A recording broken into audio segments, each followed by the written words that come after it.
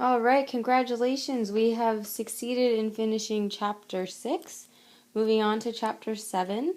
Chapter 7 is a completely different way of looking at the math that we've been doing so far. It's going to be a lot of exponents, a lot of combining numbers into one, making sure that we use like terms and don't combine things that aren't like terms.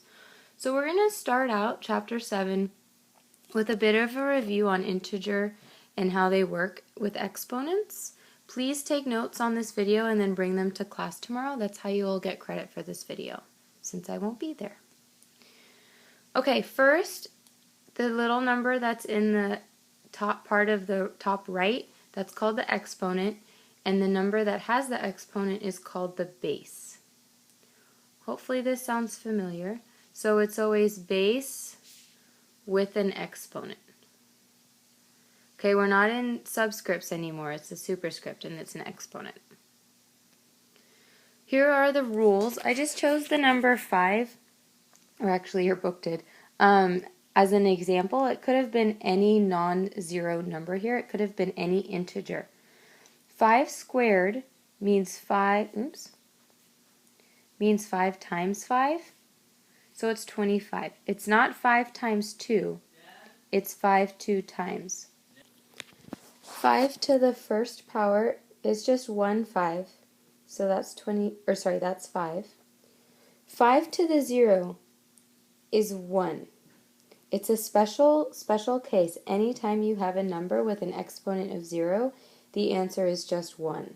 Okay, it's not going to be anything related to 5. If this had been 25, the answer would still be 1. Let's get rid of that. 5 to the negative 1. We can't work with negative exponents, so what we do is we make them positive. And in order to make them positive, we put them in the denominator. So it's 1 divided by 5 to the first, and that would give us the 5 to the negative 1. So anytime you see a negative exponent, in order to make it positive, we put it in the denominator. So that gets us 1 over 5 to the first, which is just 1/5. 5 to the negative 2, we're going to do the same thing. We're going to put that 5 to the negative 2 in the denominator. That makes it positive now. So 1 over 5 squared, it's not 1/10, it's 1/25, because 5 times 5 is 25. So again, anytime you have a 0 exponent, the answer is 1. And anytime you have a negative exponent, put it down here so that it's a positive exponent and a 1 in the numerator. Okay, whatever this x is, it can be any number that you're given, 5, 10, 15, whatever it is. There's 2 special exceptions, and that's 0 to the 0. You can't have 0 zeros.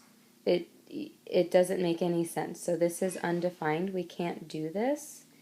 And we also, when we have a 0 to the negative exponent, that's 1 over 0 squared. But what do we know about the denominator of a fraction? Can never be 0. So that's not possible. Anytime you have 0 to the negative exponent, it's also undefined.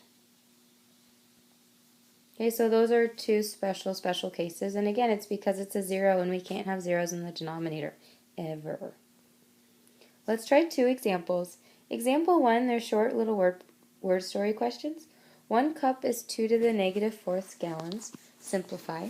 Hopefully you already know this answer. You know how many cups are in a pint and how many pints are in a quart and how many quarts are in a gallon. So hopefully you already know what this answer is. But let's look at this right here. 2 to the negative 4. I have a negative exponent, so I'm going to put it in the denominator with a positive exponent. 1 over 2 to the 4th, that's 1 over 2 times 2 times 2 times 2. You don't have to write this out. 2 times 2 is 4, times 2 is 8, times 2 is 16. So 1/16. And that makes sense because there's 16 cups in a gallon. A sandfly may have a wingspan up to 5 to the negative 3. This is the exponent. Sorry, it looks a little silly. 5 to the negative 3 meters, and we're told to simplify. I'm going to put that 5 to the negative 3 in the denominator and it becomes positive 1 over 5 to the third, which is 1 over 5 times 5 times 5. 5 times 5 is 25, times 5 is 125. So 1/25 meters, and this should have gallons as our unit. Example 2, no stories to go along with these ones, just the numbers. So 4 to the negative third is 1 over 4 to the third. 4 times 4 is 16, times 4 is 64. The answer is 1/64. 7 to the 0, I see that 0 exponent, the answer is 1. Negative 5 to the negative 4. Now be careful with this because this is inside the parentheses. So that means I have a negative 5 4 times. I'm going to keep this base the same. I cannot change the base. All that I can do is change the exponent from negatives to positives.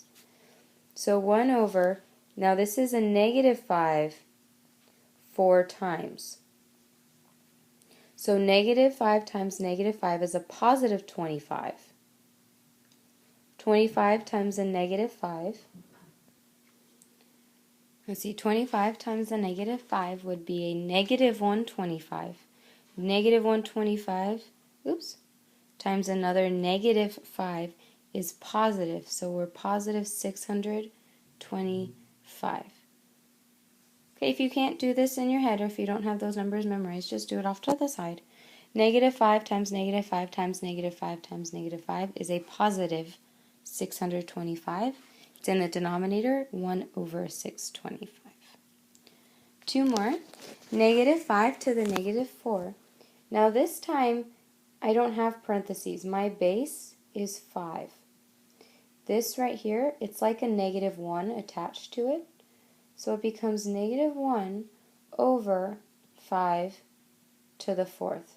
This negative exponent becomes positive. My base is 5, so I didn't change it. And this negative, it just goes attach it. I would attach it to the numerator, but you could do it a different way if you like. Negative 1 over. Now we just found out from the other example that 5 4 times is 625. And because this negative here, the answer is not positive 1 over 625 like example C. It's negative 1 over 625. Here's E. Now this one does have the parentheses in it. So I'm going to change my negative exponent to a positive exponent, and my base is negative 3. So I have a negative 3 4 times. Negative 3 times negative 3 is positive 9. Negative 3 times negative 3 is a positive 9. And 9 times 9 would give me 81. So the answer is positive 1/81.